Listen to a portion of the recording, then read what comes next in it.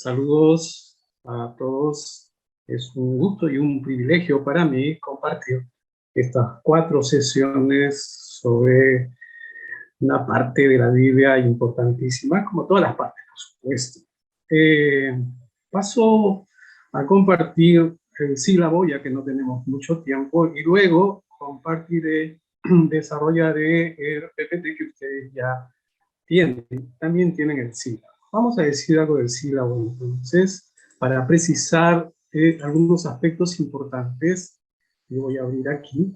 Yo creo que sí se ve, no sé si es necesario ampliar más, pero como saben, en el curso que se llama la Torá Acercamiento a las Tradiciones del Pentateuco, vamos a estar participando 2 profesores. Yo voy a hacer las 4 primeras sesiones, luego vendrán 4 más, con la que se cerrará el curso, pero a la 4ª sesión va a haber una evaluación, y así a la 8ª también, ¿cierto? Básicamente, para presentar la descripción del curso, que comprende el estudio de los escritos de la Torá, vamos a decir inmediatamente qué es la Torá, pero es la parte que conocemos en estas Biblias como el Pentateuco, que en los términos también de la expresión judía para sus escritos sagrados, es la primera parte de la Tanakh, que vamos a explicar qué significa, ¿cierto? Que básicamente es el Antiguo Testamento nuestro, que está en nuestra Biblia. Es decir, el curso entonces tiene como material de estudio los primeros 5 libros de la Biblia. ¿En qué queremos incidir? No tenemos mucho tiempo para el curso, pero vamos a hacer un énfasis en el aspecto literario, la paternidad, por supuesto, no se puede dejar de decir algo de la paternidad, y tenemos que explicar un poco cómo se habría compuesto el Pentateuco, pero muy rápidamente. Y esto es a base de las tradiciones, de ciertas tradiciones que la comprenden, ¿cierto? Entonces habrá un pequeño análisis y estudio de los libros en sí mismos, que abarca estos 5 libros de la Biblia, que son con que se comienza el Antiguo Testamento. El objetivo general, entonces, será y es investigar y analizar estas tradiciones de la Torá, que ya sabemos que es el Pentateuco y la primera parte de la Biblia hebrea, y también la primera parte de la Biblia cristiana. Analizar entonces las tradiciones de la Torá y su formación para aplicarla a nuestro estudio. Nos interesa bastante comprender la Biblia. Entonces el Pentateuco, interpretarlo a la luz del Antiguo Testamento, en primer lugar, luego el Nuevo Testamento y de toda la Biblia. Repito aquí y leo los objetivos específicos que tenemos. Adquirir herramientas de investigación para el análisis, para analizar el texto bíblico de la Torá. Claro que nos sirve también para otras partes del Antiguo Testamento y la Biblia en general.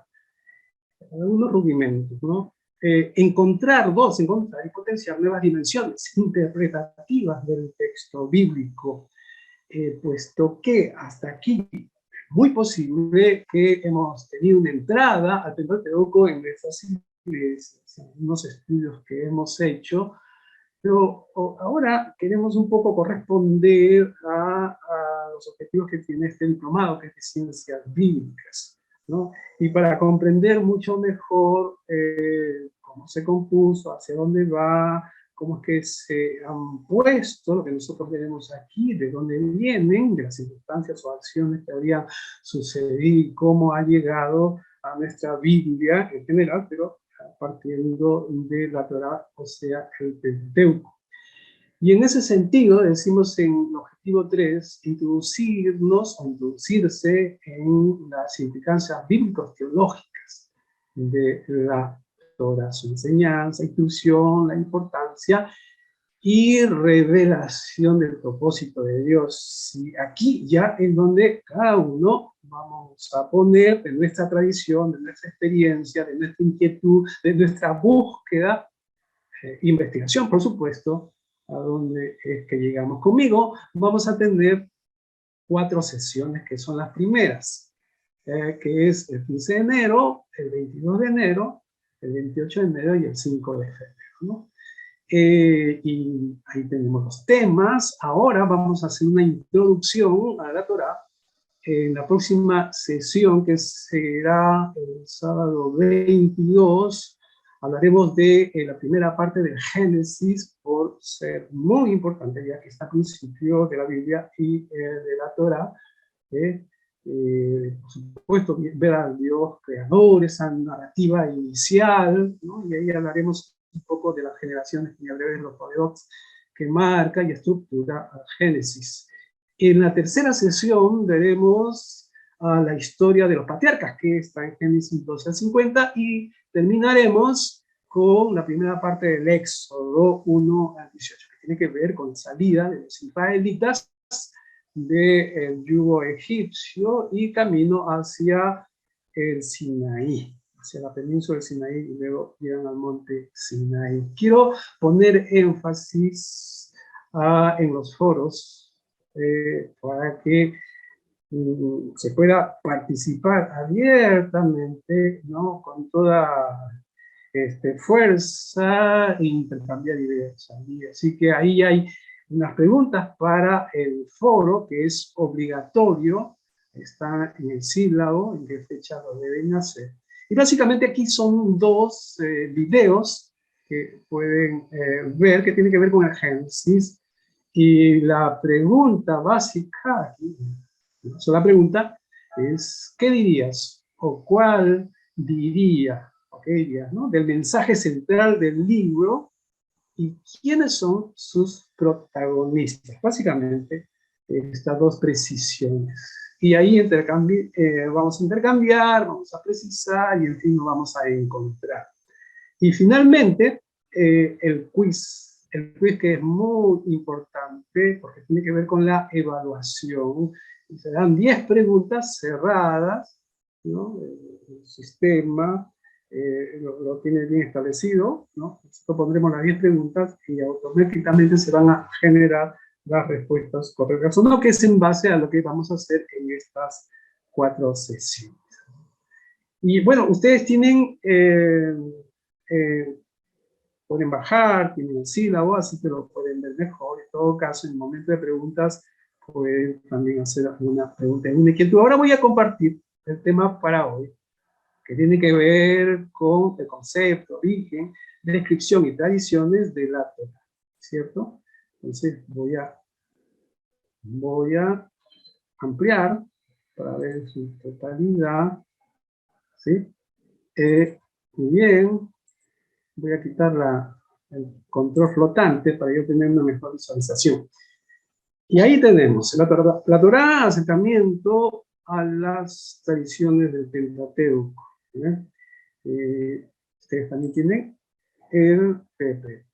Y lo que pretendemos desarrollar en esta sesión, que está también en el PowerPoint, es qué contiene la Torá, cuál es el desarrollo de esta Torá, que ya vamos a entender y comprender qué es el Pentateuco, qué libros los conforman, su estructura, un poco de su redacción, el concepto específicamente de Torá que tiene que ver con el judaísmo, es decir, con la religión judía, algo del canon judío y cristiano, esa comparación entre el canon judío y cristiano, creo que son de los 5 libros con el que se comienza la Biblia. El Antiguo Testamento son los mismos, la Torá y el Pentateuco, y hablaremos algo de los géneros literarios de la Torá, ¿no? Recuerden que nuestro curso se llama La Torá, acercamiento a las tradiciones del Pentateuco. Muy bien, vamos entonces con el contenido de la Torá. Para varios, o muchos, no sé cuántos de ustedes, posiblemente sea extraña esta palabra Torah, pero Torah es una palabra hebrea, que significa ley, instrucción, en fin. Ahora vamos a ver un poco de su traducción o su significado. Pero la Torah es el Pentateuco, lo ponemos así porque estamos más familiarizados con el Pentateuco. Inmediatamente fijamos y decimos, esto es la Torá, muy bien, ¿sí? Efectivamente. Y la Torá, el Pentateuco, y así lo conocemos, esta tradición, esta enseñanza desde siempre, es que es el Génesis, Éxodo, Levítico, Números, Deuteronomio. Aunque aquí estamos estudiando y dándonos cuenta, vemos que la palabra Génesis, bueno, no es de origen castellano, ¿no? Y claro, ya se ha hecho castellano, incluso hay nombres de personas con Génesis, ¿no? No así de Éxodo, por supuesto, pero tiene que ver mucho con la tradición de la Biblia que pasó por la traducción griega, que pasó por el griego. Sabemos nosotros que los griegos influenciaron mucho. Gracias. Voy a compartir entonces en donde me había quedado. En realidad no sé en qué momento se fue, porque cuando yo pongo la pantalla completa, el PPT,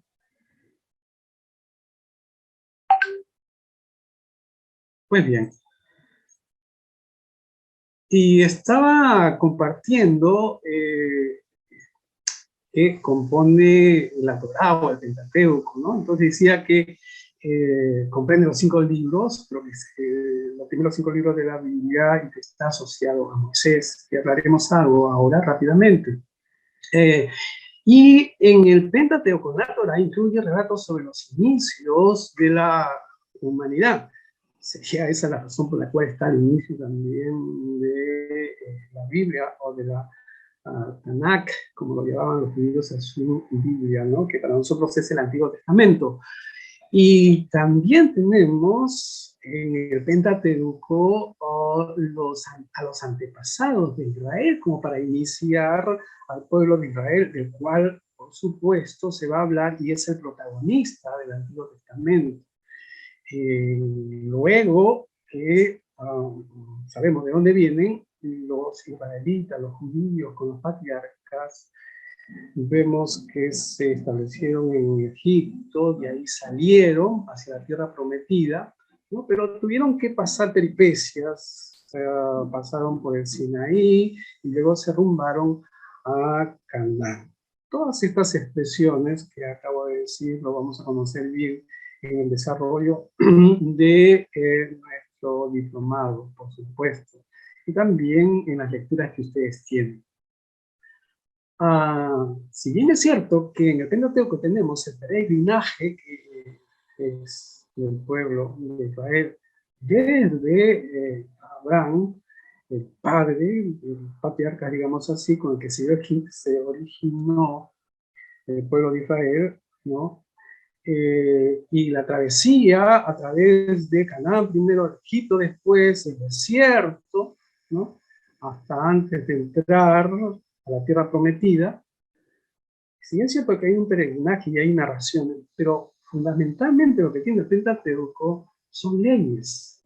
Leyes que tienen el propósito de regular toda la vida total, completa, es decir, la vida religiosa y social, y por eso es que encontramos estas leyes que son abundantes, lo veremos cuando presentemos la estructura de los libros, normas morales y éticas, por supuesto. Estas normas morales y éticas, que llamamos leyes, y por el que se conoce mayormente a todos estos 5 libros, más por el judaísmo, va del Éxodo al Deuteronomio. Eso quiere decir que en el Génesis no hay ley. Muy interesante, en Génesis hay más. Nuevamente voy a seguir con el PPT. Espero que ahora ya no se corte para nada. Yo soy pentecostal, así que ya saben lo que estoy pensando, ¿no? Bueno, ahí tenemos la línea del tiempo, entonces, que decía que arriba de la línea sería el tiempo cronológico en el que había sucedido las acciones. En la parte de abajo es cómo se refiere, en este caso, el Pentateuco, y vamos a ver ahí los diferentes libros del Pentateuco que habrían registrado lo que sucedió, ¿es cierto? Y entonces se comienza en el Génesis se comienza narrando, expresando, dejando un conocimiento que tiene las tradiciones del pueblo de Israel, de los orígenes del mundo, del origen del ser humano, el origen de los pueblos, pero más importantemente aquí, y tan importante como hablar de los orígenes, es hablar del origen del pueblo de Israel. Y entonces aquí lo tenemos en Génesis 1:1 hasta Génesis 11:26. Después explicaré por qué hasta Génesis 11:26, porque el capítulo 11 no termina en el versículo 26, sino se va, creo que hasta el 34, pero hasta allí tenemos esta referencia importante. Y luego tenemos aquí la referencia a los patriarcas. Los patriarcas habrían comenzado su actividad, habrían aparecido para después originar el pueblo de Israel más o menos hacia el 1800 antes de Cristo. Se dice que Abraham salió de Ur de los Caldeos con su papá Terah o Taré, y juntamente también con Lot, ¿no? Y Sara, su esposa. ¿Y dónde lo tenemos? Tenemos en Génesis 11:27 al 50:26, es decir, que en el libro de Génesis fundamentalmente tendríamos estos dos grandes momentos importantes de los orígenes del pueblo de Israel, componiendo las bases para lo que va a venir después en el Antiguo Testamento. Y los patriarcas, ya hemos leído, por supuesto, no somos neófitos, pero supongo la mayoría, tenemos a Abraham, a Isaac, a Jacob, y no se puede desconocer a José, que es un hijo también de Jacob dentro de sus 12 hijos, pero que jugó un papel importantísimo, porque gracias a José es que los patriarcas, es decir, los hijos de Jacob, no pasaron hambre y pudieron vivir, digamos así, porque había hambruna en el momento que los hijos de Jacob fueron a Egipto gracias a José. Por una circunstancia allí que algunos habremos leído, ¿no? Fue vendido José a egipcios por sus hermanos, pero bueno, eso lo veremos en la subsiguiente sesión. Y acá tenemos la estructura de Génesis. Básicamente, dos partes: la historia de los orígenes, la historia de los patriarcas, que así lo podemos referir para acordarnos bien que compone el libro de Génesis, ¿no? Y luego, para ser más preciso, la historia de los patriarcas, que es un texto amplio que va desde el 12 al 50, tenemos la parte de Abraham, que es tan importante como la parte de José, porque veamos ustedes cuántos capítulos se le dedica a Abraham, pero también a Jacob y también a José. A Isaac no tanto. ¿Cierto? De esto hablaremos en la tercera sesión. Y ahí tenemos entonces la estructura de Génesis. Muy importante que sepamos qué contiene el Pentateuco y lo presentamos de esta forma para que sea, digamos, más memotécnicamente, ¿no? Seguimos entonces con el desarrollo del Pentateuco. Entonces ya pasamos de 1800 antes de Cristo, ¿no? Y estamos caminando hacia el momento en que el pueblo de Israel ya está en Egipto, o digamos que ya está en Egipto, ¿no es cierto? Muy bien. Y cuando ya el pueblo de Israel, los hijos de Jacob, se afincaron en Egipto y pasaron 400 años, ¿no? Más o menos, y no, se dice allí un monarca, un emperador que no los conocía y entonces los comenzó a oprimir, ¿no? Decía que se ha multiplicado mucho y que veía peligrar la estabilidad de Egipto. Y entonces viene el éxodo. Y el éxodo, en los primeros capítulos del libro del Éxodo, los primeros 15 capítulos, el capítulo 15 es el canto de triunfo, luego después de haberse escapado, digamos, del yugo egipcio, que va la narración hasta el capítulo 14, inclusive. En el capítulo 15, entonces, un canto de victoria. Allí termina el Éxodo, y el gran protagonista aquí, como libertador, es Moisés, del cual hablaremos también en la cuarta sesión. Viene entonces el camino hacia la tierra de Canaán, por la promesa hecha a Abraham, una tierra que fluye leche y miel, le dijo Dios que le iba a dar y que lo iba a llevar. Y entonces, para caminar hacia Canaán, ¿no? Emprenden la caminada, digamos así, y llegan a la península del Sinaí, por circunstancias que veremos también luego.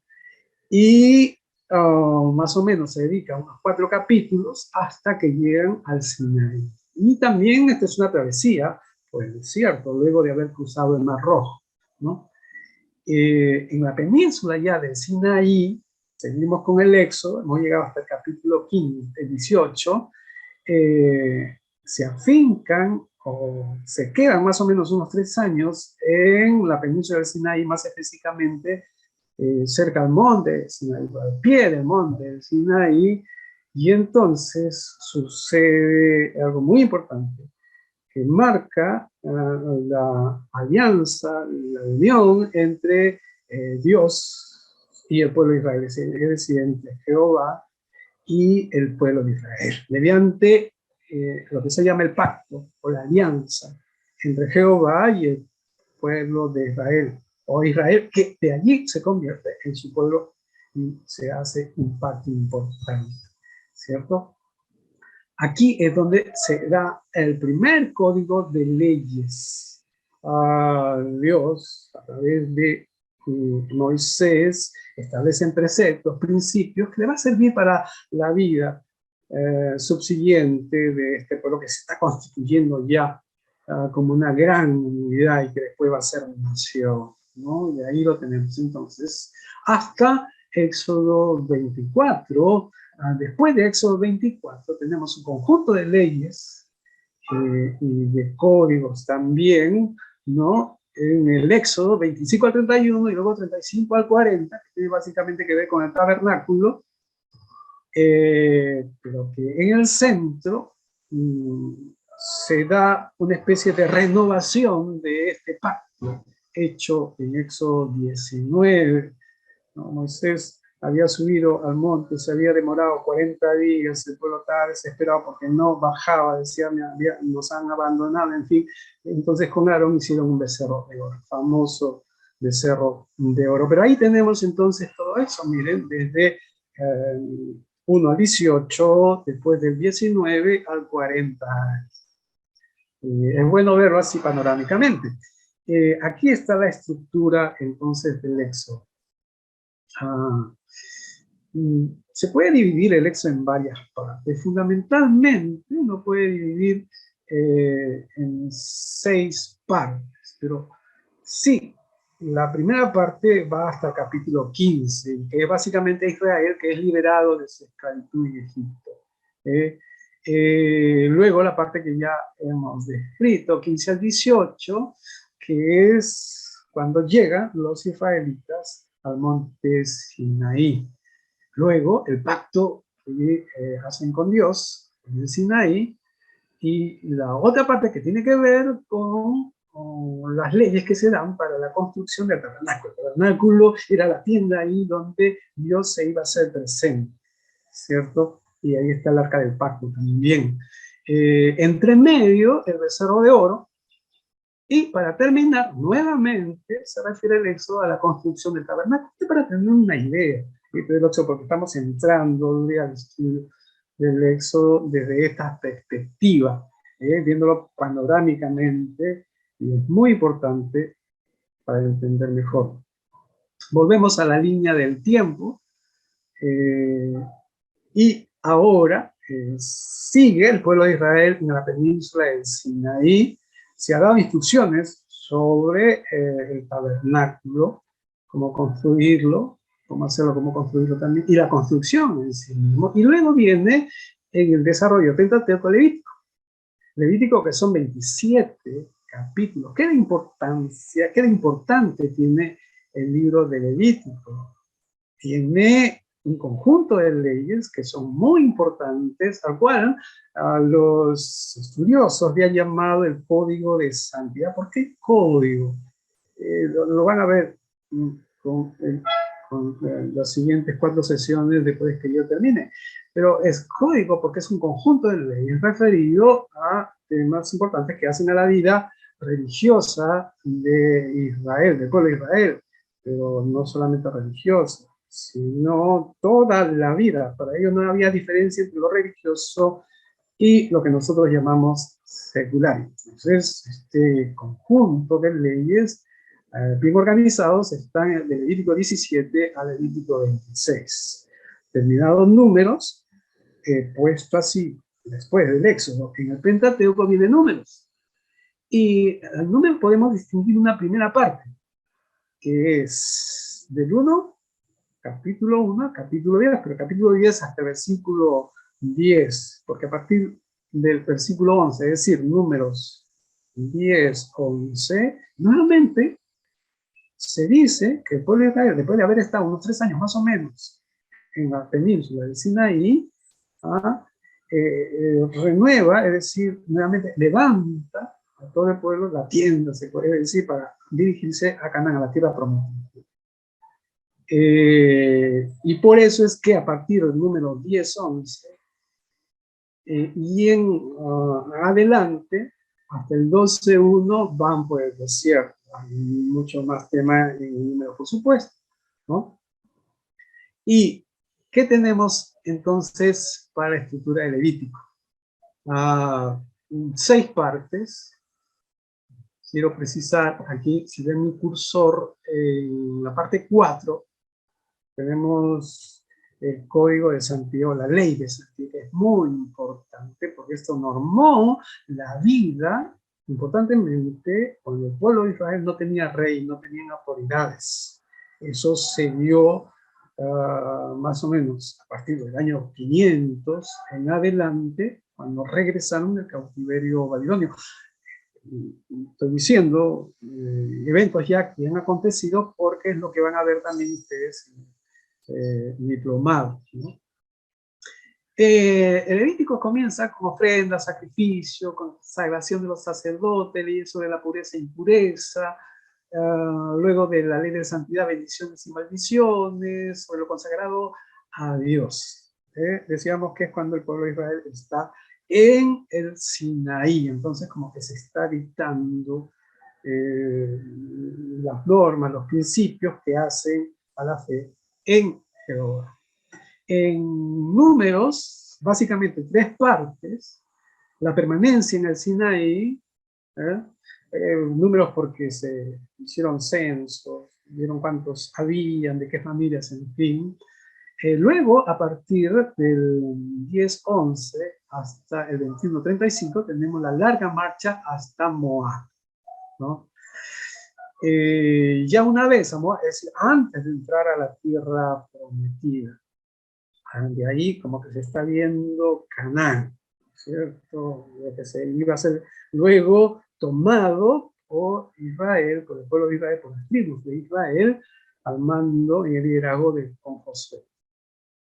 Luego, en el capítulo 22 a 36, para terminar números, vamos a tener acontecimientos que suceden en las llanuras de Moab, es decir, al frente de Canaán. Todavía no entran a lo que va a ser luego Palestina, el pueblo de Israel, ¿no? Donde se va a afincar Israel, el pueblo de Israel como su nación. Bien, y en la línea del tiempo, entonces tenemos los números 13 a 36 hacia Canaán, y luego, para terminar, Deuteronomio. El Deuteronomio, en realidad, está presentado como una serie de discursos que abarcan los 34 capítulos, y es como una recapitulación, porque en números,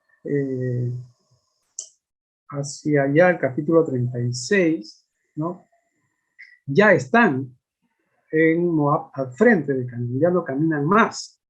Entonces, el Deuteronomio, su nombre también dice un poco como segunda ley, segundo momento, segunda instrucción, es como una especie de recapitulación de lo acontecido y sucedido. Y en el Deuteronomio tenemos una parte importante también que tiene que ver con las leyes. Y lo que tenemos aquí es el código deuteronómico, es decir, un conjunto de leyes organizados, armados, de tal forma que sirven como preceptos para el pueblo de Israel en la vida que ellos van a tener desde que se afincan en la tierra de Canaán, es decir, en el momento ya de la monarquía, cuando ellos ya se constituyen como un reinado y tienen más organizado el territorio, las personas, la gente, la sociedad, ¿no es cierto?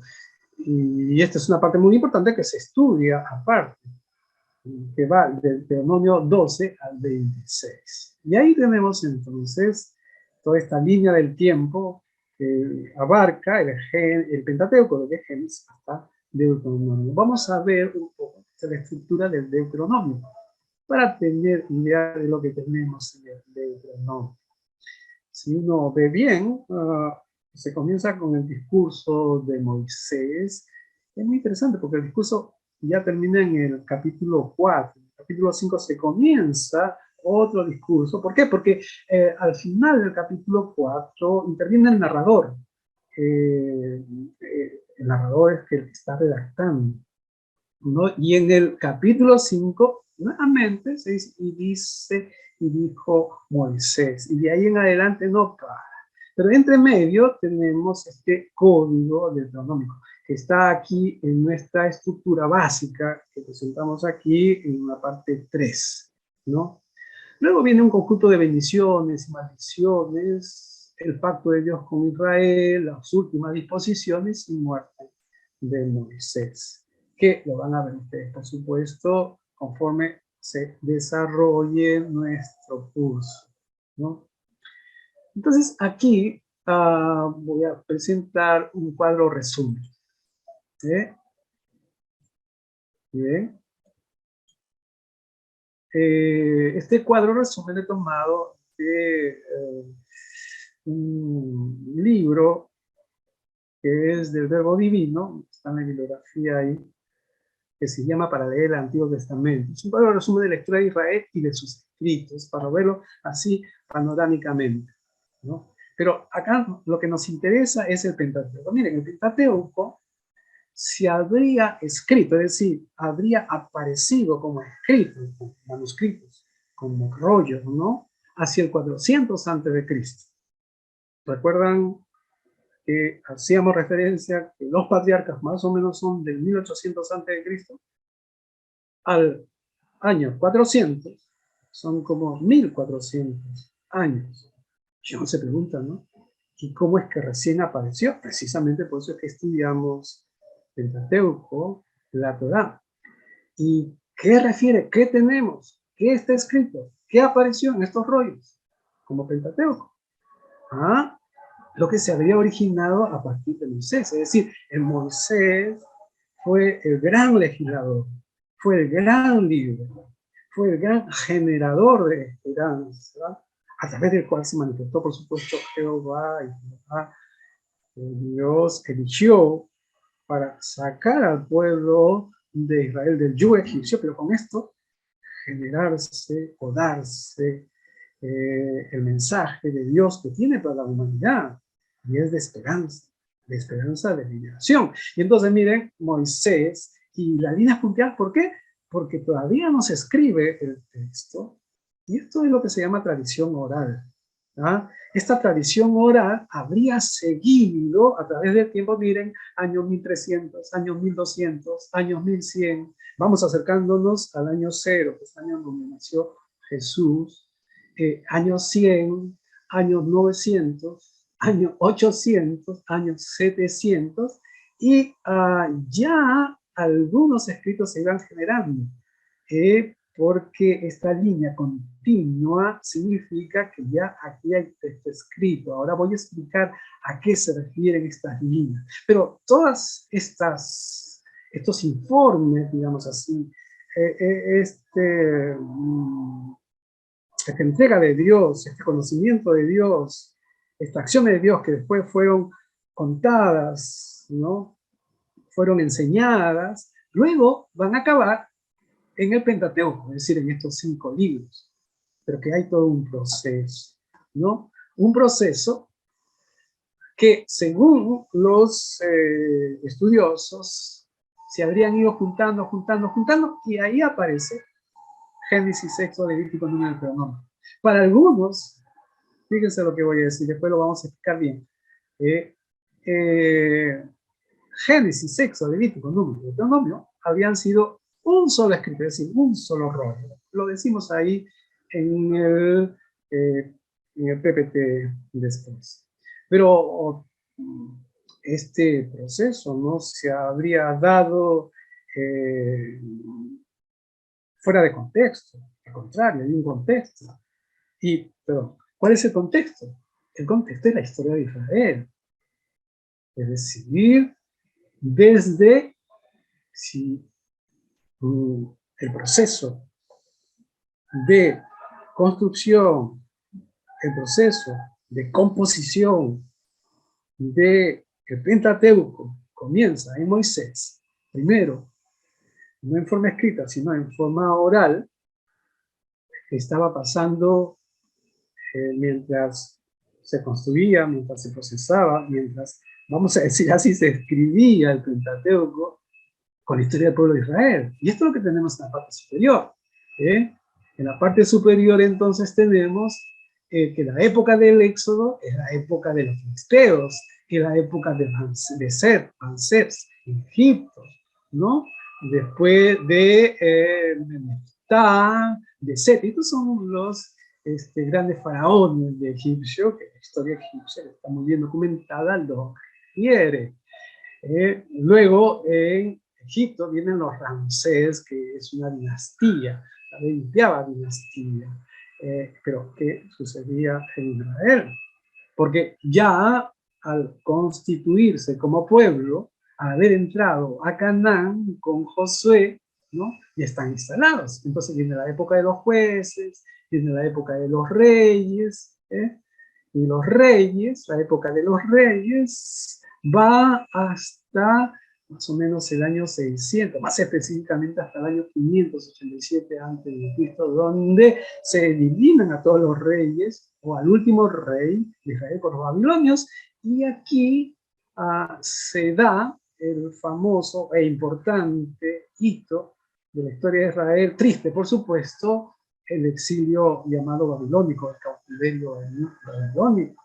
¿Qué pasó allí? Que este imperio de Babilonia, a través de los generales de Nabucodonosor, destruyeron Jerusalén, el templo, llevaron los utensilios del templo para Babilonia, descabezaron. Es un gran lapso, más o menos de 50 años, ¿no? Donde había incertidumbre en Israel.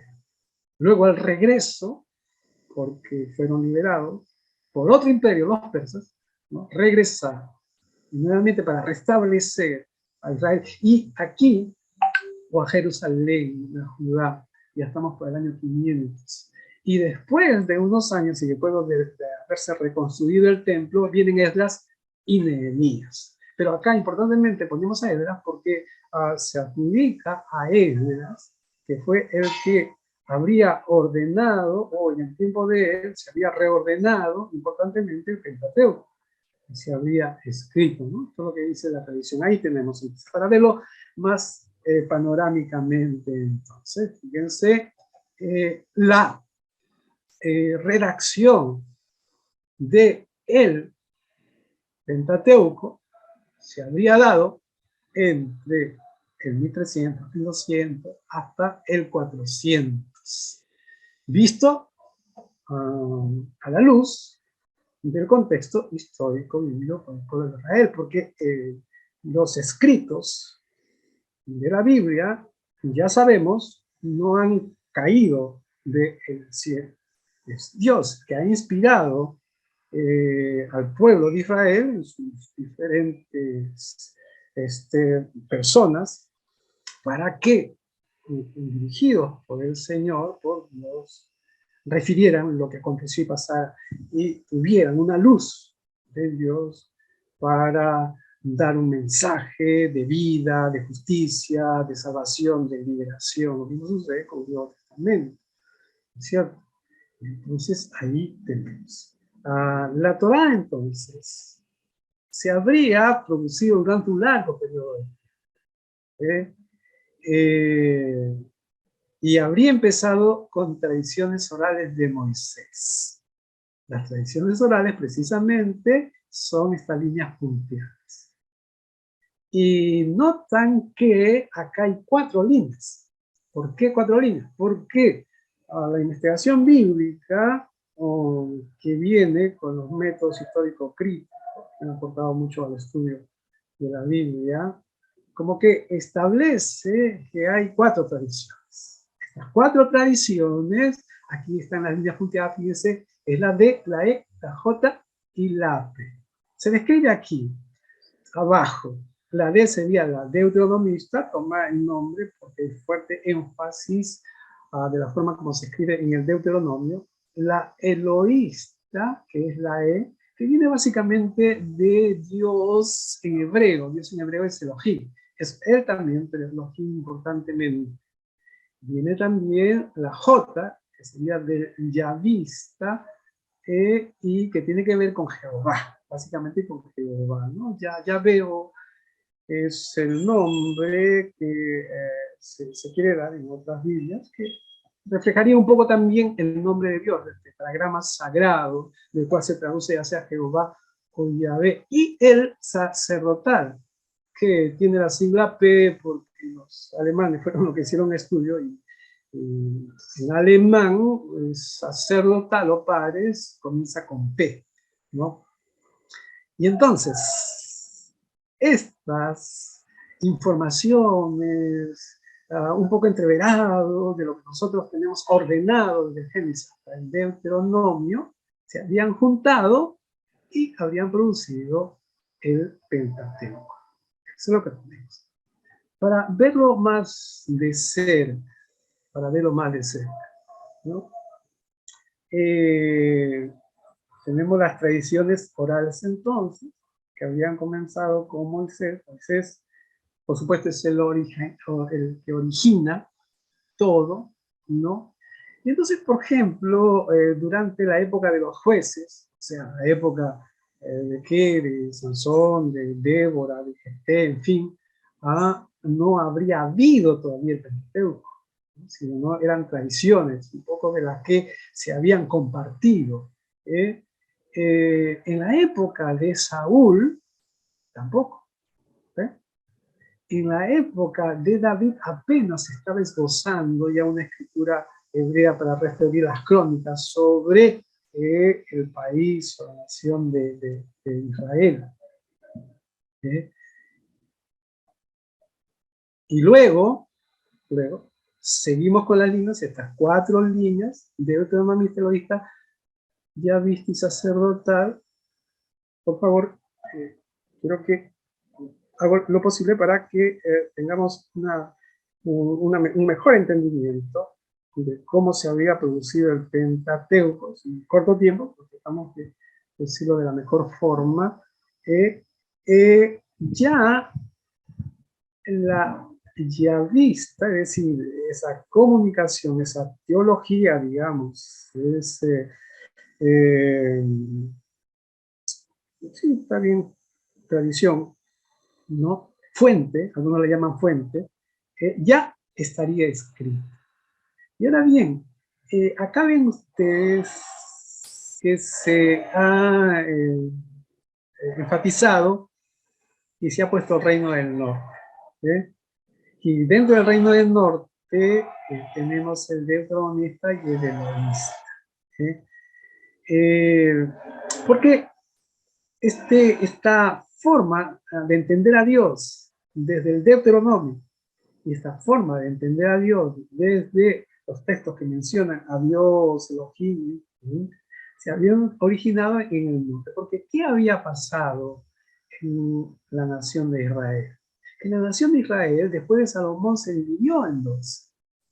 Y fueron dos países, básicamente, dos naciones.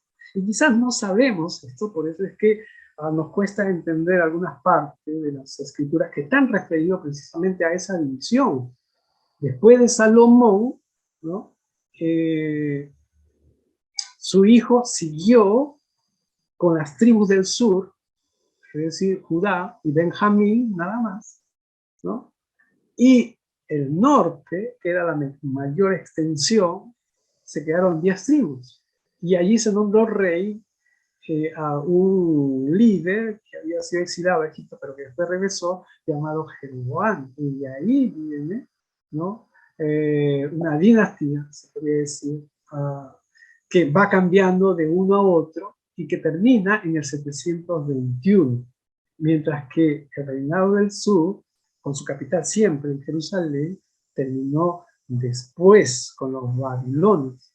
Y entonces, en este reinado, que era parte ya de la del sur, se generaron, ¿no? Ideas de Dios, pensamientos sobre Dios, teología sobre Dios, que para efectos de lo que está en el Pentateuco se le llamó deuteronomista, y es el Deuteronomio.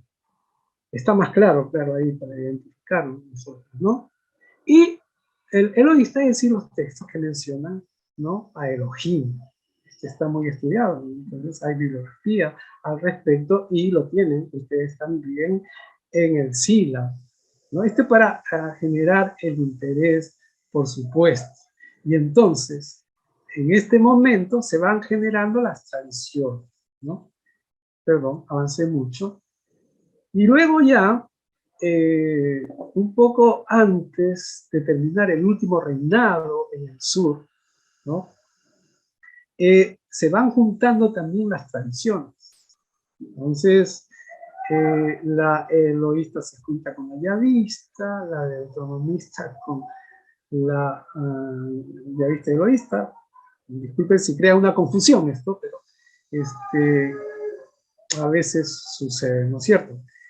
Que hay que investigar, precisar un poco. Pero esta es una teoría nada más, ¿no? Para explicar. Al final, todas se habrían juntado. Y aquí está la yavista, eloísta, economista y sacerdote. Ya habían hecho Pentateuco. Esta es solamente una teoría para explicar lo que dice el Pentateuco. No es la teoría, ¿cierto? ¿No? Y yo voy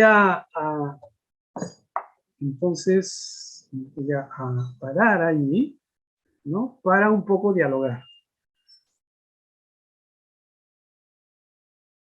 Disculpen, ha sido muy complicado por esto de las desconexiones, ¿no? Pero si hay alguna inquietud, alguna pregunta, yo voy a tratar, tenemos algunos minutos para algunas preguntas. Muy bien, Jaime Nostroza, ¿sí? Tienes la palabra, Jaime. Y después creo que está Ñaupal, ¿no? No sé. Ya, Jaime, adelante. Sí, tu micrófono. Sí, ahora sí. Buenas tardes, profesor. Hola, Jaime. Dos consultas. La primera mencionó en una de las láminas como parte de los patriarcas a José. ¿Será que hoy día también, a partir de los estudios que han habido, de alguna manera se está considerando también incluir a José, entendiendo la importancia que tiene, pero aún así como que no es muy común considerarlo como parte de los patriarcas? Esa es la primera pregunta.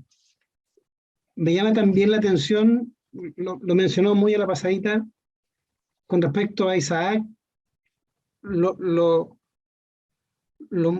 muy preciso que se menciona en la Biblia se mencionan los libros acerca de Isaac, muy poco respecto de lo que él forma parte. No sé si tendrá una razón por la que ya puede haber estado estudiada. Sí. Tengo tres preguntas en realidad. Y la tercera, sí. Y la tercera y última tiene que ver con, a ver si logro entender bien.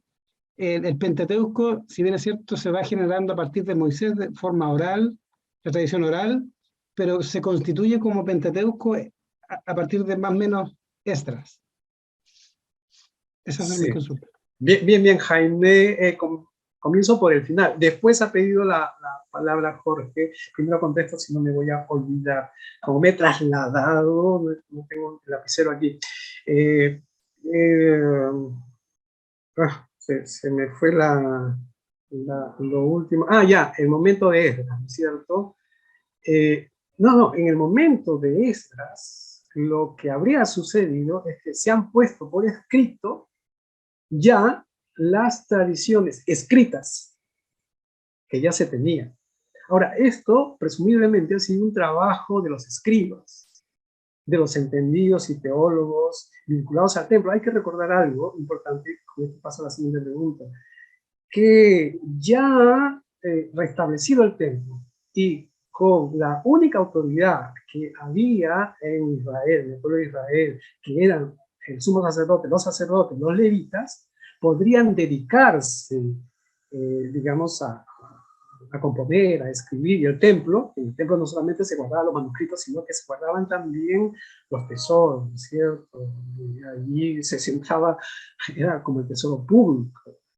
Por eso es que se cree que, de seguro para algunos, habría sido después que se le ha dado su retoque, por supuesto, pero con esto ya estamos viendo que todo ha sido un proceso, ¿no es cierto?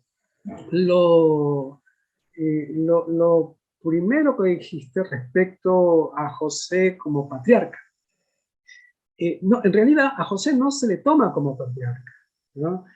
José viene a ser un hijo de Jacob, sino que es el último.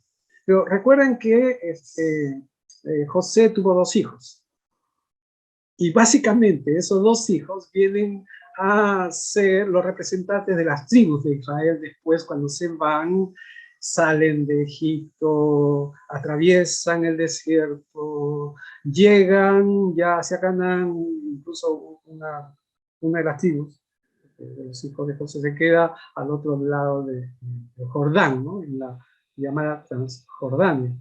Pero sí juega un papel muy importante, porque gracias a José es que pudo salvarse, digamos, la generación o los patriarcas o los descendientes de Abraham, digamos así, ¿no? Porque si no, hubieran pasado la misma hambruna. Bueno, estos son los designios de Dios, dicen algunos. Y lo de Isaac, muy cortito, es que lo que pasa es que Isaac, al principio se tiene Abraham, y después se tiene Jacob. Jacob es el padre de los hijos que vienen a constituir las tribus. Abraham es el que da origen. Entonces Isaac es como una especie de bisagra, una especie de conexión. Entonces, hablar de Jacob, hablar de Abraham, también se puede hablar de Isaac. Y al hablar de Jacob, su padre es Isaac. Y entonces por eso ocupa solamente un capítulo, nada más, ¿no? Esa es la razón. Acá hay razones prácticas también. Muy bien. Jorge tiene levantada la mano y creo que con eso terminamos nuestro tiempo de preguntas. Adelante, Jorge.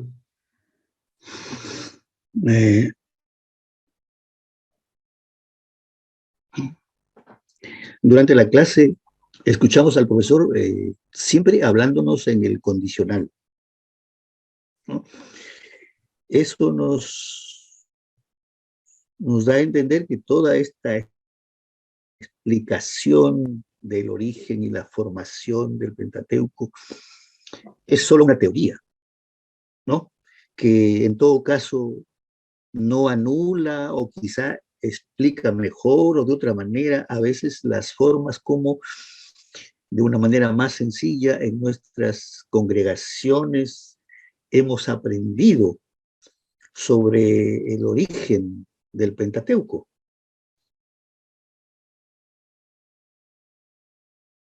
Sí, esa es la pregunta, hermano Jorge. Sí, bueno, creo entender la inquietud. Lo que ha pasado, lo que ha sucedido, bueno, ya, con Marvin terminamos, bueno, me dice que 2 participantes levantaron la mano, no sé si tenemos tiempo pero después seguimos con Marvin, ¿no? La Biblia, y estoy hablando de toda la Biblia, hablando específicamente del Pentateuco, ha sido estudiado durante 2000 años, ¿no? Y quizás un poco más. Y la Biblia, el Pentateuco, es un libro de fe.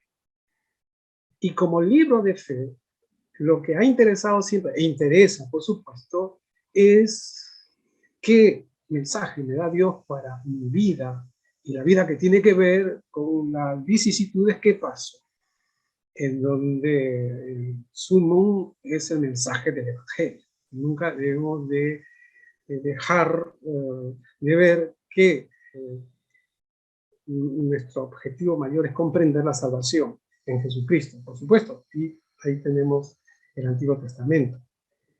Entonces, se ha obviado, se ha visto lo más importante y lo principal. Y no hemos detectado en el texto del Pentateuco, por ejemplo, que se habla de la muerte de Moisés, en tercera persona. Y muchas veces hay una tercera persona. Y evidentemente, para cualquiera que lee literariamente, es una redacción de varios redactores. No hay un lenguaje, un estilo parejo. Por otro lado, ya hablando de la autoría de Moisés, miren, hay 3 veces que se pone el decálogo, y de forma diferente. En Éxodo 20, Deuteronomio 5 y Éxodo 34. Como para decir algunas comprensiones. Hay varias veces que se repiten los mismos relatos. Eso para decir algunos aspectos que me surgen en este momento, para hacernos ver que no podría haberlo redactado un mismo autor o redactor. Por otro lado, imagínense en el desierto qué papiro va a haber, qué tinta va a haber.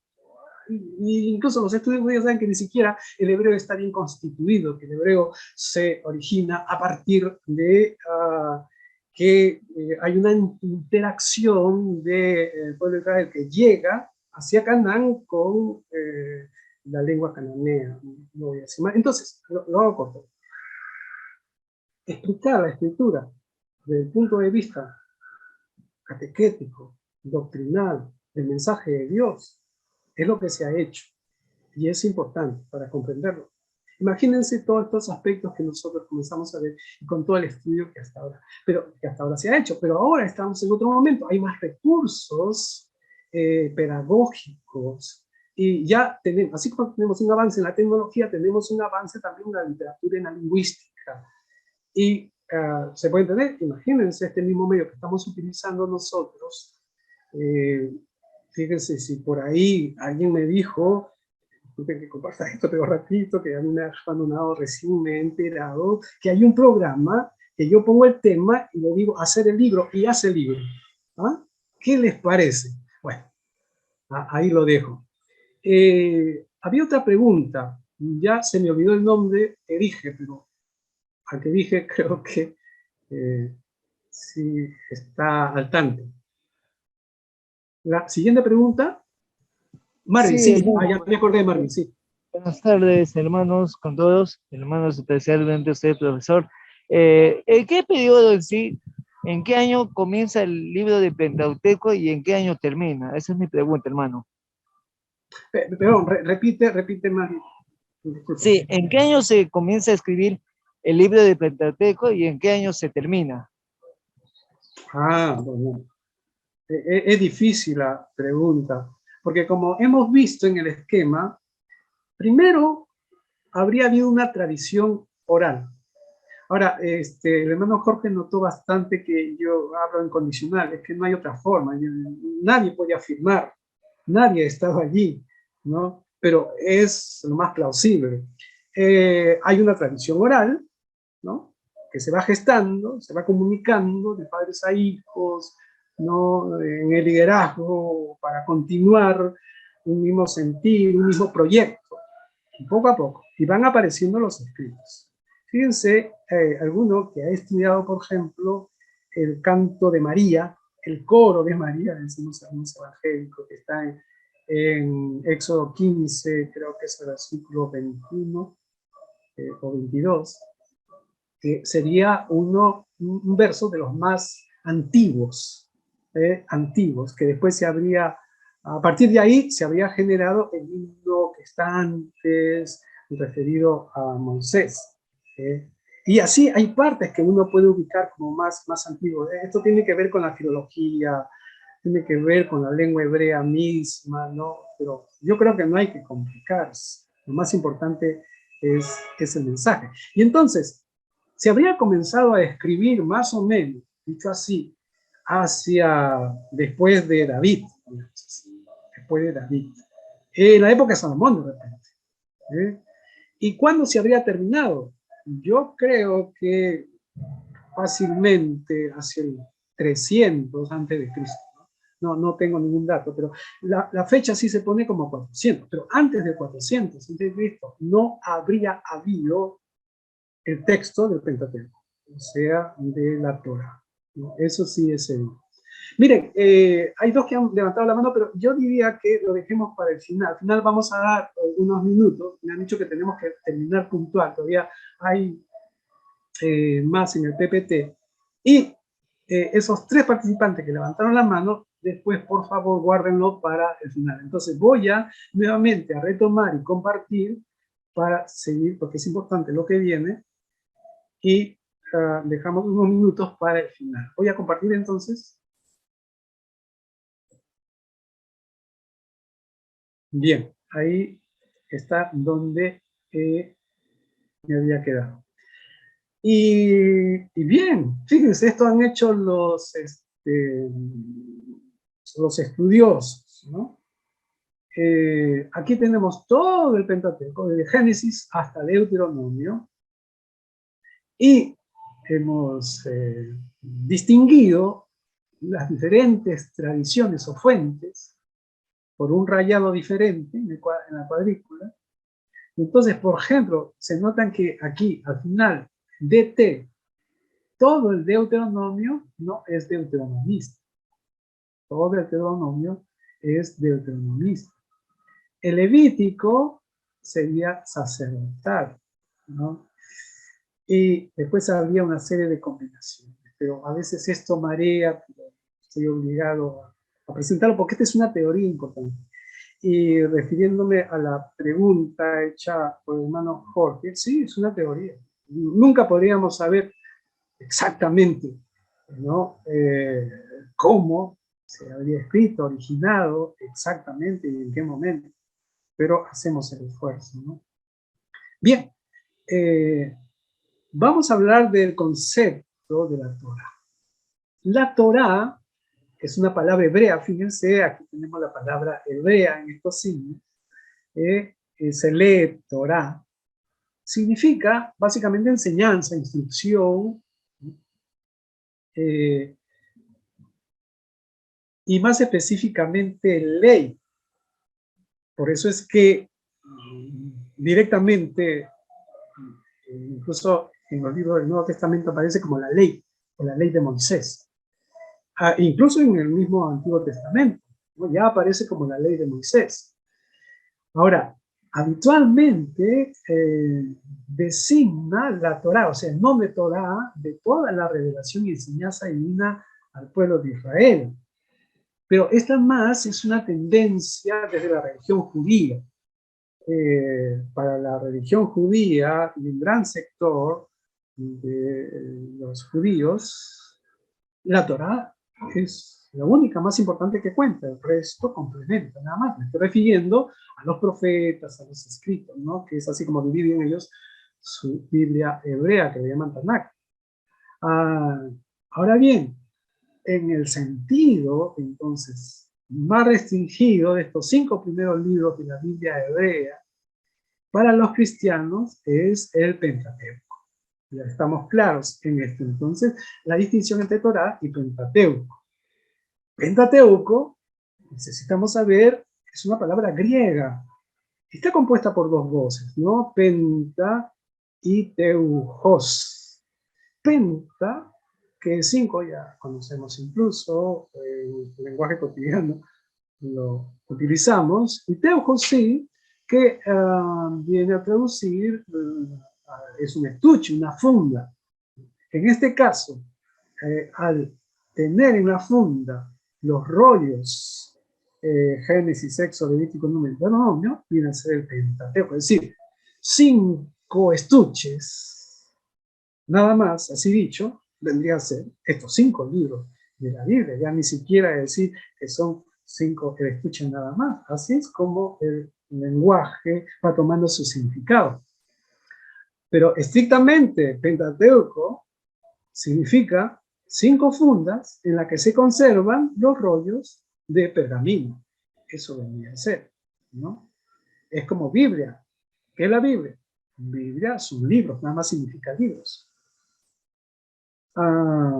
Esto se comprueba porque al final del Deuteronomio se recurre a la palabra Torah para designar de una forma global todo el conjunto de las palabras pronunciadas por Moisés. Miren, aquí tenemos en la diapositiva, he tomado ahí una parte del versículo 31-24, dice: cuando terminé de escribir en un libro las palabras de esta ley, y lo que está remarcado aquí, lo que está subrayado en negrita, es las palabras hebreas. Aquí la expresión hebrea, ¿no? Hatorak, Hasor. Y esto, las palabras de esta ley, hasta el fin. Nuevamente, en el 32:46, les dijo: estad bien atentos a todas estas palabras que hoy os doy como testimonio. Se las prescribiréis a vuestros hijos para que cuiden de poner en práctica todas las palabras de esta ley, es decir, de la Hatorah Hatzot, ¿no? Y ahí está, y de ahí se ha tomado. Entonces, antes de que Deuteronomio hable de algunas circunstancias y la muerte de Moisés, que ya no tiene que ver con lo más importante, que se dice en el Pentateuco, estas palabras pues son las que cierran el Deuteronomio y todo el conjunto del Pentateuco, ¿no? Entonces, se está diciendo ahí que hay que considerar que todo esto como la Torá. Y cuando se ha utilizado después la palabra Torá en un sentido inmediato del término hebreo, se ha tomado como la exhortación de los padres, es decir, la exhortación de la instrucción que los padres deben dar a los hijos, es decir, a las generaciones que venían después. Por ejemplo, en Josué 8:32, 8:34, ¿no? También escribió allí, dice, sobre la piedra, una copia de la ley de Moisés, la cual escribió delante de los hijos de Israel. ¿Ven? Ahí la referencia a la ley de Moisés, ¿no? Después de esta leyó, estoy leyendo el siguiente versículo, después de esto leyó todas las palabras de la ley, ¿no?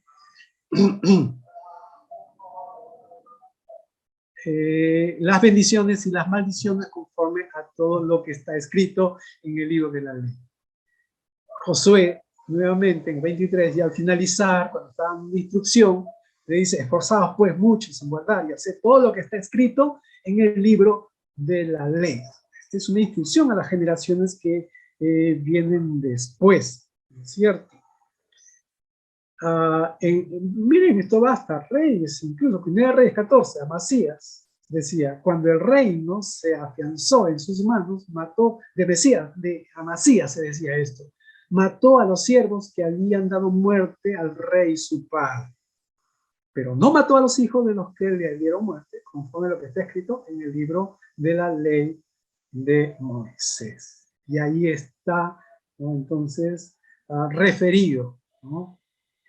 ¿Cuáles son los libros que conforman la Torá? Lo vamos a poner en hebreo.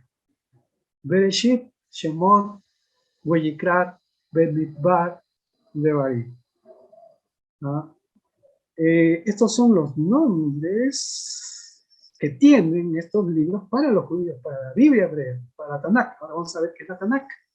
O sea, estos son los nombres de los libros para la Torá, los 5 libros. ¿Qué es el Bereshit? El Bereshit, acá, bueno, lo he puesto ahí en hebreo por si acaso.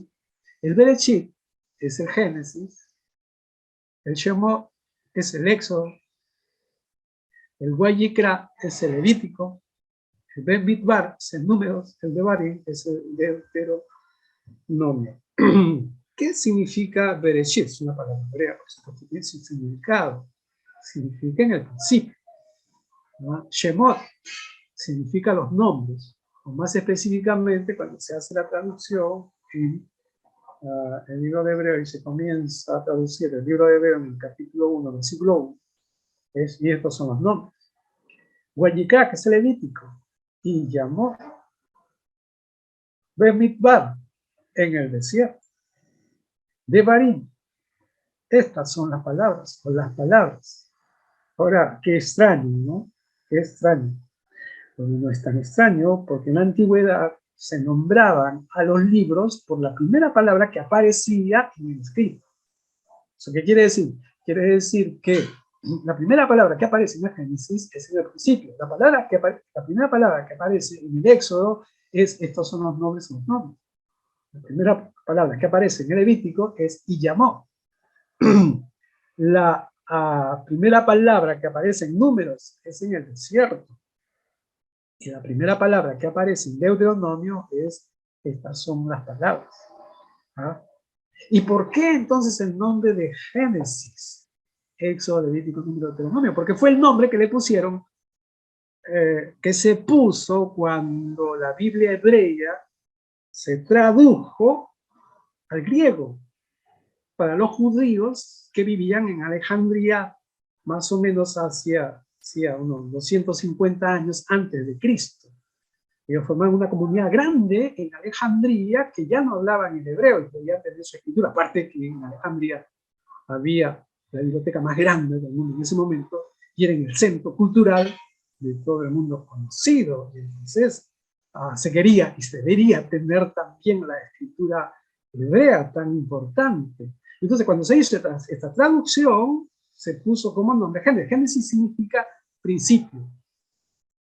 Al Shemot se le puso Éxodo porque significa salida. Al Vayikra se le puso Levítico porque aquí en el libro de Levítico se tiene la presencia importante de los sacerdotes levitas. Y se puso a Bemidbar, Números, porque precisamente se comienza el libro de Números con censos y una serie de expresiones que nombran cantidades. Y el Deuteronomio se le puso Deuteronomio porque se leyó que este era como una segunda ley, al ver que era una especie de síntesis, ¿no? Pero no supieron ponerlo de otra manera. Ahí están. Ahora, en la tradición judía, entonces la Torá, para comprender la importancia que tiene la Torá, ¿no? Son los 5 libros del Pentateuco, se entiende, se ha enseñado que fueron escritos por Moisés. ¿Por qué? Porque en la tradición judía, que es la que establece, la que manda, la que enseña, fue el que recibió la revelación directamente de Dios en el monte Sinaí. La religión judía es muy importante, este encuentro que tuvo Moisés con Jehová en el monte Sinaí, ¿no? Y que él fue el mediador del pacto entre Dios y el pueblo de Israel para la alianza que se estableció. Entonces, una doctrina, una enseñanza muy concreta, precisa, algunos lo expresan así, doctrina ortodoxa, de este judaísmo, de esta religión judía, sostiene que la totalidad de la Torá, de estos libros que nosotros hemos visto en el tiempo y también en su estructura, proviene directamente de la inspiración divina y que por lo tanto todos los detalles del texto, desde el léxico hasta la puntuación, son significativos, ¿cierto? Entonces, por supuesto, que al ser Moisés el que recibió esta revelación directamente de Dios, es el autor, ¿no? Obviando la arqueología, obviando la filología, obviando la lingüística, obviando todos los estudios que hasta ahora se han hecho, pero tiene importancia, tiene un sentido. En realidad, el que originó, digamos, las tradiciones y el que puso las bases de una obediencia a Dios y fue mediador entre Dios y el pueblo de Israel fue Moisés. O sea, no es que no sea así, ¿cierto? Entonces, esto se ha querido reflejar en una veneración al texto. En tercer lugar, para hablar de la tradición judía de la Torá, de acuerdo con esta doctrina, entonces la escritura de los rollos que se utilizan a efectos del Cristo están sujetas a normas solamente estrictas, ¿no? Solamente lo manejan los escribas rituales y que están familiarizados con las prescripciones pertinentes. Cualquiera no lo puede tocar. Es más, hay y existen lo que se llama las genizás. Una genizá es el lugar, es un cuarto que nadie conoce dónde está en la sinagoga, donde guardan los rollos manuscritos utilizados y que ya están gastados. Como no se puede tocar, no se puede destruir la escritura, se las guarda allí. Y allí están en el tiempo. Esto ha servido para que cuando se han descubierto sinagogas, en la Génisa precisamente se han encontrado manuscritos antiguos, valiosos, ¿no? Que son copias de la Torá, en fin. ¿Por qué entonces los 5 libros Pentateuco? ¿Por qué no han sido más? Esta es una discusión también que hay en los estudios bíblicos. La discusión cuando se habla de Pentateuco, se habla de Hexateuco, de Neateuco, en fin, ¿no? Aquí no vamos a discutir al respecto. Bueno, se entiende que todo el contenido de la obra habría cabido en un solo rollo, ¿no? En un solo rollo. Entonces, ¿qué es lo que se hacía? Los pergaminos se cosían, ¿no? Y por supuesto se utilizaban muchos pergaminos o papiros, según sea el tiempo. Se estima que más o menos, sacando la estadística y las medidas, que todo el Pentateuco estirado debía medir unos 33 metros, con lo que, por supuesto, resulta incómodo manejar. Ya un rollo nada más de 6 metros es difícil manejar cuando yo quiero ubicar una parte del escrito, y esto se hacían en columnas. Ahora al final allí hay un ejemplo de cómo se escribía. La división entonces en 5 sería para que resulte más fácil manejable. Y bueno, no explica mucho esto, por qué los 5 rollos. Porque además las dimensiones de los libros no son homogéneos cuando se mide Génesis, Éxodo, Levítico, Números y Deuteronomio, no se hubieran cortado en partes iguales. Pero a veces encontramos que hay una continuidad entre Génesis y Éxodo, Éxodo y Levítico, Levítico sin número, no así tanto con el Deuteronomio, ¿no? Entonces, y el valor de 5, bueno, ya esto estima que tiene que ver ya con la experiencia propia del ser humano, que estaría basado probablemente en la importancia de los 5 dedos, 5, ¿no? Más identificables. Y es importante entonces ver, ahora que hemos hablado del judaísmo, de cómo se ve la Torá en el judaísmo, porque hablando de la Biblia hebrea y la Biblia cristiana, pero más efectivamente el Antiguo Testamento cristiano y el Antiguo Testamento hebreo. Evidentemente, ya nos habremos dado cuenta que el Antiguo Testamento ha sido escrito en hebreo. El hebreo ha sido la lengua antigua en la que hablaba este pueblo de Israel, ¿no? Y que se generó y que se estableció, dejándose de hablar en la época de Jesús, pero después ha sido retomado por el Israel moderno. Es un hebreo moderno, pero que tiene su basamento en este hebreo antiguo. Entonces, la Biblia hebrea es la Tanakh, así le llaman. ¿Por qué Tanakh? ¿no? Vamos a decir, ¿por qué Tanakh? Bueno, la Biblia hebrea entonces tiene su división en tres partes, ¿no? Una primera parte, que es la ley, una segunda parte, que son los profetas, y una tercera parte, que son los escritos. Acá estamos poniendo la traducción del término hebreo. La Biblia hebrea entonces se divide en tres partes: ley, profetas y escritos. Pero, ¿cómo son en hebreo? En hebreo son la Torá, los Nevi'im y los Ketuvim. De paso, un poco hebreo, la terminación in le pone el plural, ¿no? Si no quisiera hacer leyes, yo podría decir Toraín.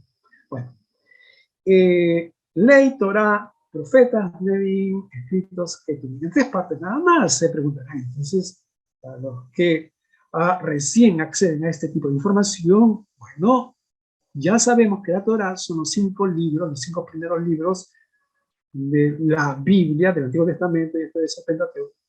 Y los profetas, porque libros están constituidos.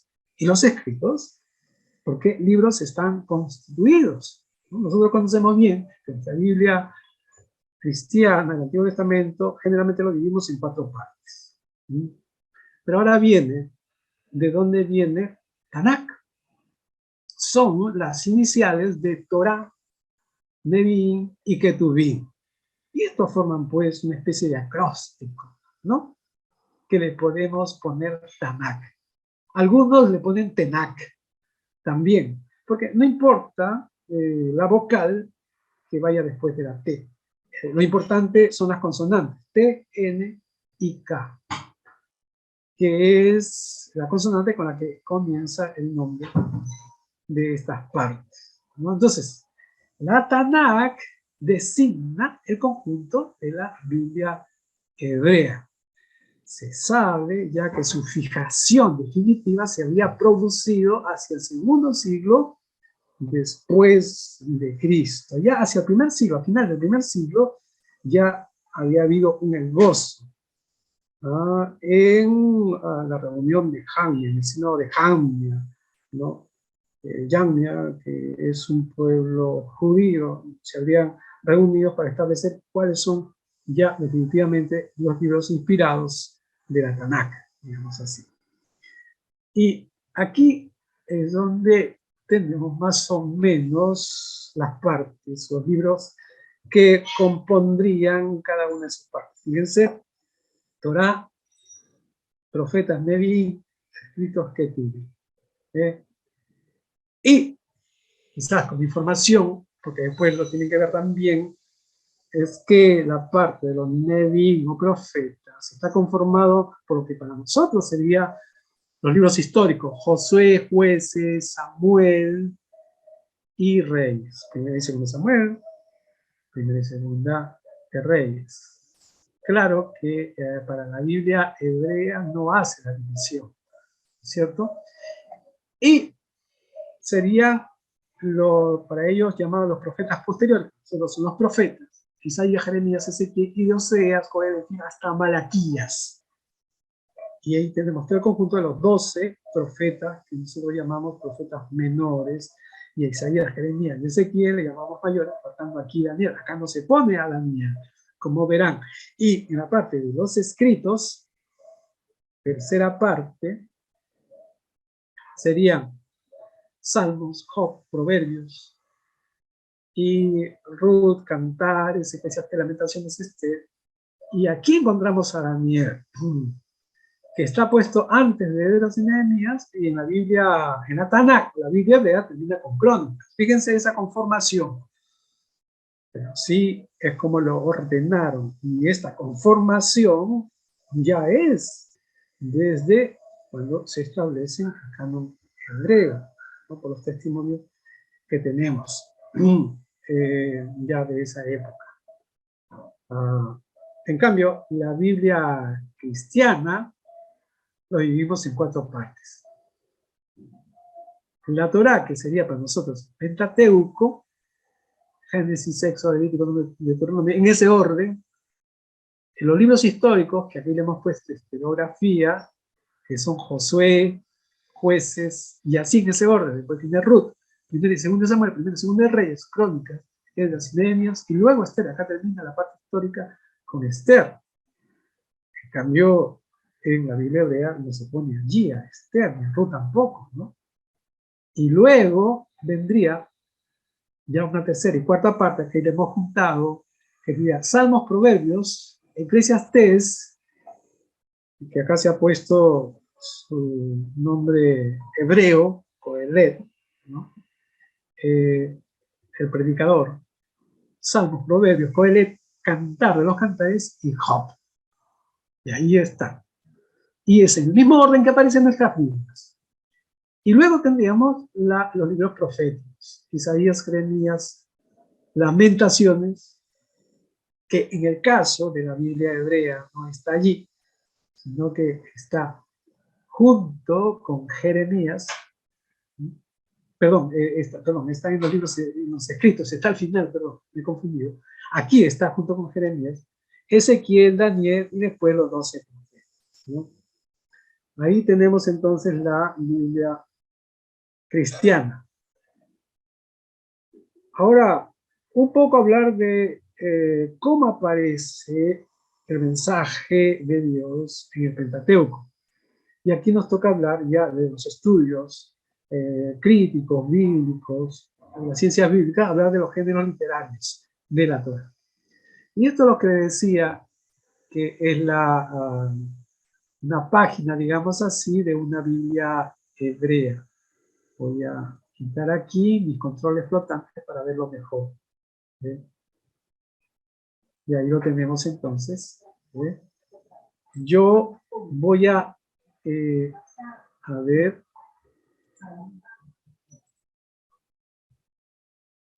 quiero verlo acá, lo estoy para agrandarlo.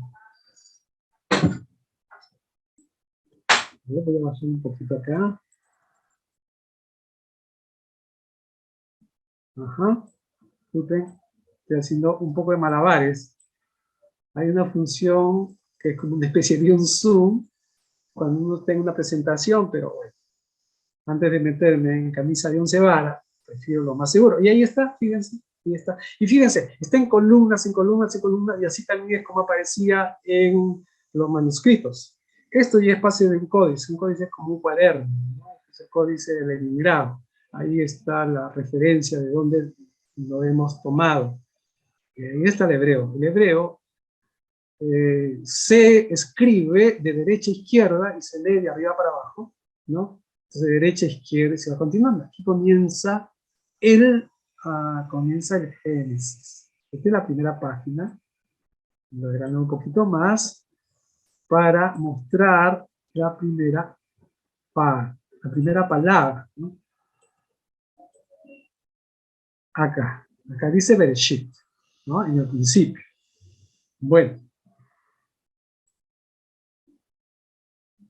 Entonces, ahí tenemos una página un folio, le dicen, se llama, cuando es el códice. Y asumiendo que representa a toda la Torá, ¿no? ¿En qué género se ha escrito? ¿No? Tenemos los relatos de creación, ¿no? Que tienen que ver con relatos de orígenes, que tienen una forma especial de expresar y de decir. ¿Ah? Se tienen las sagas, ¿no? Que más que historias, son momentos importantes vividos por los pueblos o vividos también de triunfo, digamos así. Tenemos historias diversas, tenemos epopeyas, ¿no? Que son básicamente gestas de personajes, ¿no? Tenemos leyes y códigos legales, que es el mayor conjunto que abarca el texto. Tenemos preceptos, ¿no?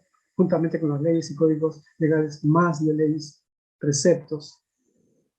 Tenemos listas, en el Deuteronomio, por ejemplo, tenemos varias listas. Tenemos relatos diversos, que son relatos cerrados, que han sido integrados. Tenemos narraciones cúlticas o teológicas, es decir, relatos de origen. y relatos cúlticos también. Perdón, ¿no? Y estos son los géneros que tenemos, ¿no? Básicamente, lo que viene después es un poco de la descripción de los géneros, pero yo quería presentar más esto importantemente, ¿no? Lo que podemos decir en conclusión es que el conjunto del Pentateuco, del escrito, del texto, no tiene un género literario uniforme. Y esto reafirma mucho más la autoría compuesta y a través del tiempo, que es un proceso trabajado por los escribas y de acuerdo a lo que iba pasando también en el devenir histórico y la revelación de Dios en el pueblo de Israel, hasta que se pone por escrito. Por ejemplo, los 11 primeros capítulos de Génesis tienen su base en las concepciones míticas del Oriente Antiguo. Un poco, no es que copia, sino que también presenta su entender, ¿no?, de cómo había sido la información que se daba, de dónde se vino, cuál es el origen del mundo, en fin, ¿no es cierto?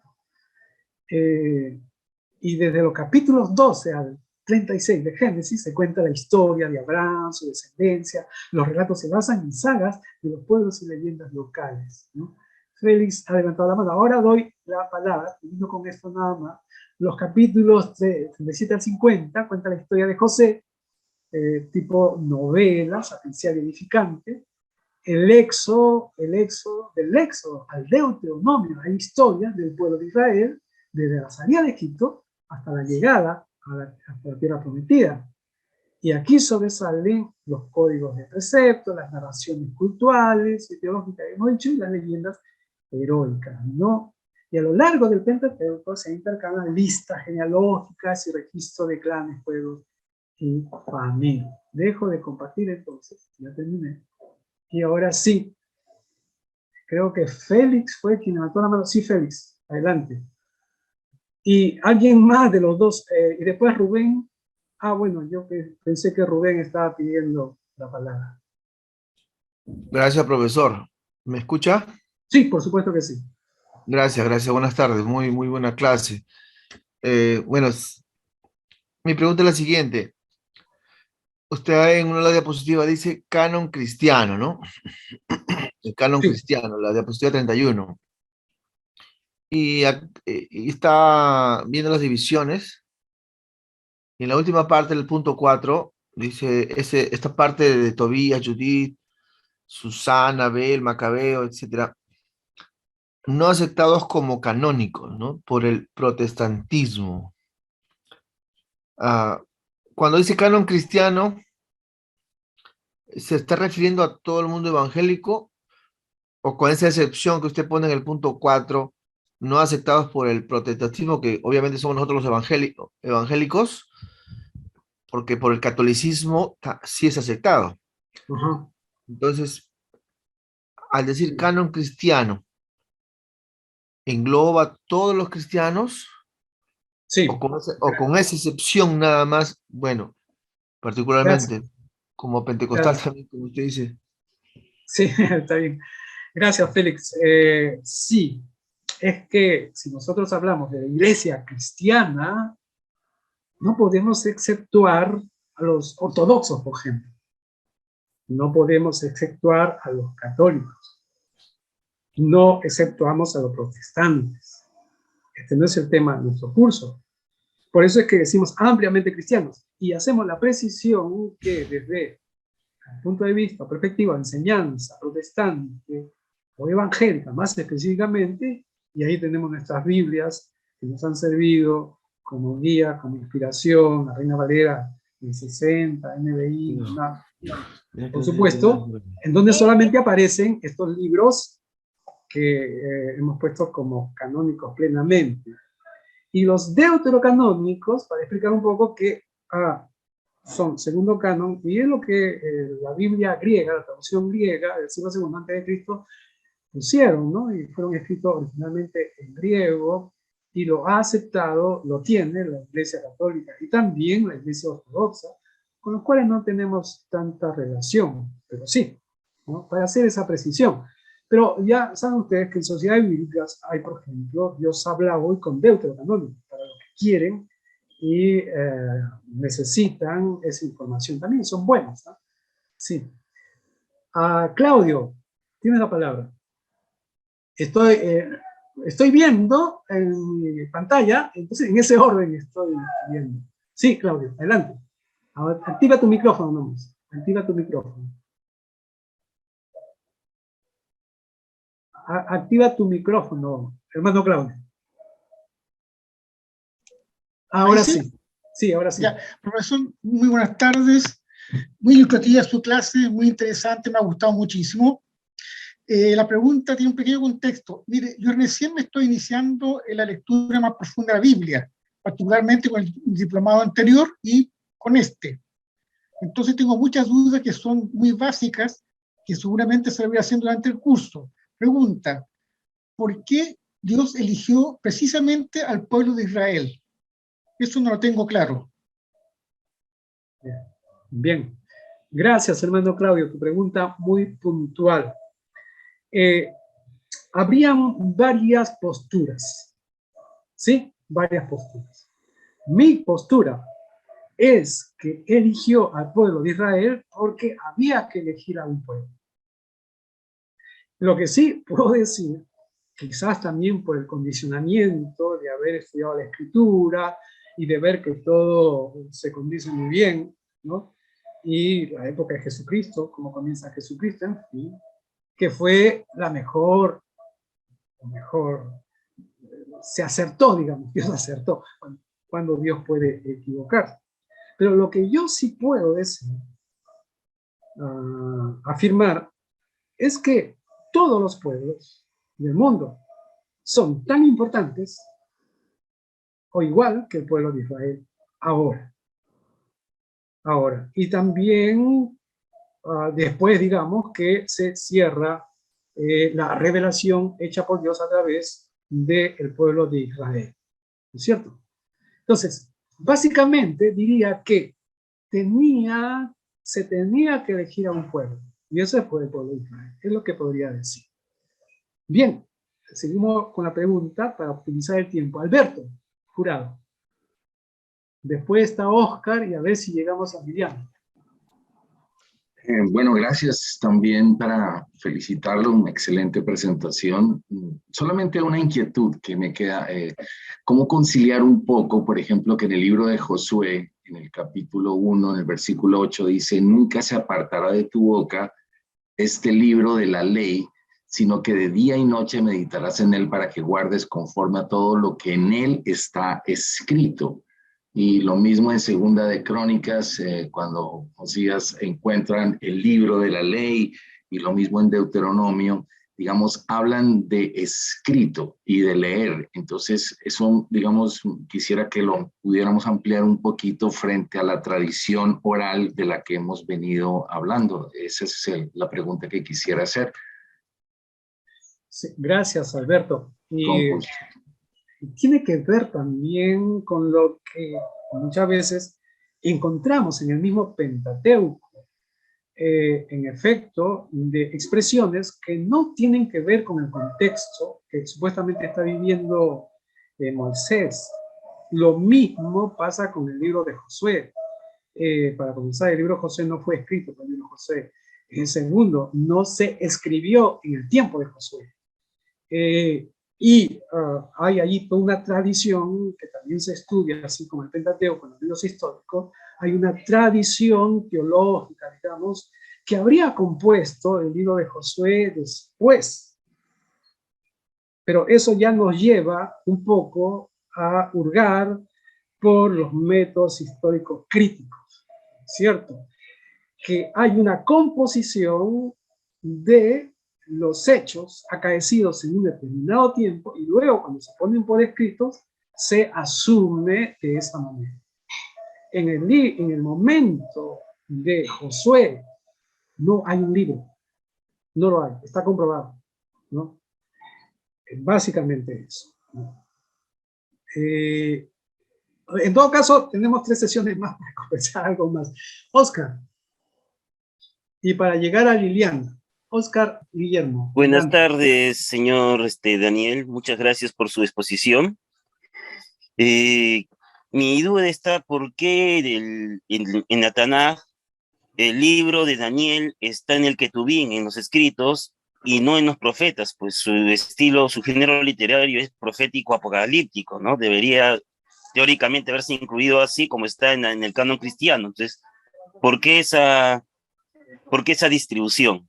Muchas gracias por su respuesta. Gracias, Oscar Guillermo, por tu pregunta. Precisamente por lo que tú has dicho. Es apocalíptico profético. Es el lenguaje, esa manera de recibir la revelación de Dios. Es de más o menos segundo siglo, o mediados del tercero podría ser, antes de Cristo, al segundo siglo después de Cristo. Es el lenguaje apocalíptico. Recordemos a Juan de Patmos en el Apocalipsis. Es el mismo lenguaje que tenemos. Y el libro de Apocalipsis, Juan de Patmos, la revelación que recibe Juan de Patmos, es básicamente más o menos alrededor del primer siglo, finalizando el primer siglo después de Cristo. Era la época, con todos los acontecimientos que habían venido, con todo lo que había pasado en Israel, ya no había profetas. Y entonces, a partir del capítulo 7 de Daniel, se cambia el tenor. Si uno ve y lo lee bien, va a ver que hasta el capítulo 6 es narrativo. A partir del capítulo 7 cambia. Y es de un modo donde viene ya la figura de la estatua, en fin, muy colorido, bueno, de esa manera, ¿no? Entonces, en los estudios que se han hecho, se ha separado. El libro de Daniel está compuesto, podría ser con un relato de la época de Nabucodonosor, ¿no?, que es a donde estaría referido los primeros capítulos, pero los últimos sí de esa época, ¿ya? Y esto muy bien lo vieron los judíos, y ese orden, ese lugar que tiene el libro de Daniel en los Ketubim no es de ahora, es de hace siglos, ¿no? Entonces ya los judíos lo estaban diciendo, ¿sí? Y por último, Liliana, vamos a pasarnos unos minutos, pero vale la pena, creo. Gracias, profesor. Muy cargada la información, muy enriquecida también. Esto acerca del periodo del Pentateuco y todo eso. Mire, ¿qué aconseja usted? Porque en verdad nos ha hablado de los nombres aún de los libros en hebreo. Yo también tengo presente de que a nuestros tiempos ha llegado más la Septuaginta, que es escrito en el griego. ¿Cómo pues ahora, o sea, qué pasó allí? ¿Qué pasó? ¿Por qué nosotros tenemos que irnos al hebreo? ¿O es que la Septuaginta después? Sé que fue escrito en hebreo, aunque eso no me queda muy claro porque si todo ha sido escrito aún en el periodo exílico o posexílico, pienso que ya aún la misma lengua hebrea habrá cambiado, pero no me queda claro de qué en verdad yo poder estudiar, si estudiarlo directamente de la Septuaginta o estudiarlo directamente del hebreo. ¿O qué es lo que usted aconseja? Gracias, Liliana. Has tocado varios puntos y desde ya les invito a tomar todos los cursos que de sociedades bíblicas, porque precisamente va aclarando todos estos temas y es para abrir el entendimiento. Sí, en hebreo definitivamente el canon de la Biblia protestante, no me gusta decir Biblia protestante ni Biblia católica, pero lo digo así para comprender, es decir, los 66 libros, pero hablando del Antiguo Testamento, los 39 libros son los escritos que han venido en hebreo, y una parte es en arameo, y se han traducido muy bien. Entonces hay que estudiarlo desde allí. Los libros protocanónicos y los que han generado ya el mensaje, digamos así. Los libros escritos en griegos que aumentaron cuando se hizo la traducción del hebreo al griego, la Septuaginta, hacia el segundo o mediados del tercer siglo antes de Cristo, son una especie de complementación, se podría decir, a la información que necesitaban en ese momento. Por ejemplo, primero y segundo de Macabeos, que es parte también de la historia acaecida hacia el segundo siglo antes de Cristo, con el reinado de los asmoneos, en fin, ¿no? Pero que sirve, por supuesto, para entender bien luego qué va a pasar en el Nuevo Testamento. O el libro de sabiduría eclesiástico, Judith, por ejemplo, Tobías, ¿no? Que reafirman el mensaje que hay en los libros proto-canónicos, por decir los libros finalmente canónicos que nosotros tenemos. Aconsejo, entonces, estudiarlos primero. En un segundo momento, estudiar estos deuterocanónicos, ¿sí? Y claro que los tenemos mayormente en la Biblia católica, pero que Sociedad Bíblica lo ha sacado en Dios habla hoy. Hay Dios habla hoy con deuterocanónicos y Dios habla hoy sin deuterocanónicos. Incluso la traducción en lenguaje actual también está con deuterocanónicos y sin deuterocanónicos. En el entendimiento que son importantes para informar al público, a los hermanos lectores de la Biblia, ¿no? Con esto se nos abre pues un panorama amplio de lo que necesitamos saber más para entender el texto bíblico, ¿no? Quisiéramos conversar más, pero tenemos que cerrar allí, y muchas gracias. Más bien, disculpen esas interrupciones, tengo que ubicar mejor donde el Wi-Fi ya no se me vaya, ¿no? Muchas gracias, Dios les bendiga.